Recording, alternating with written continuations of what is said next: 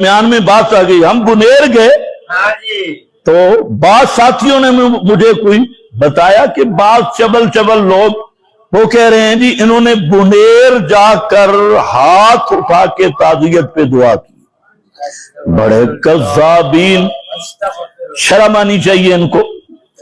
हमने तो पूरी जिंदगी इस बिदत का मुकाबला किया, हर जगह पे मुकाबला किया, हम सारे लोग नाराज किए और इन रस्मों बिदत के साथ बाइकाट किया।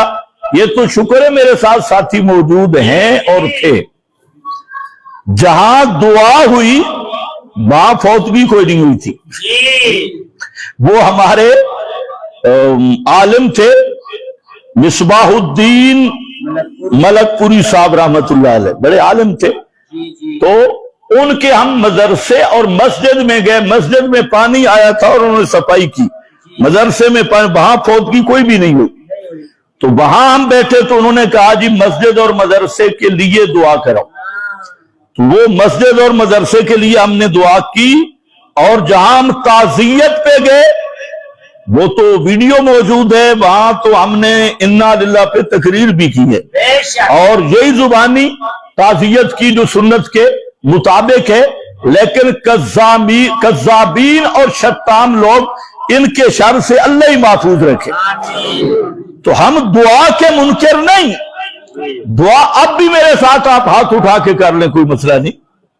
यह भी गलत बात है कि कहीं दुआ नहीं हो सकती। बात है ताजियत पर मुरब्बा तरीका, ये सुन्नत से साबित है या नहीं। ताजियत का ये मुरब्बा तरीका ये सुन्नत से साबित नहीं।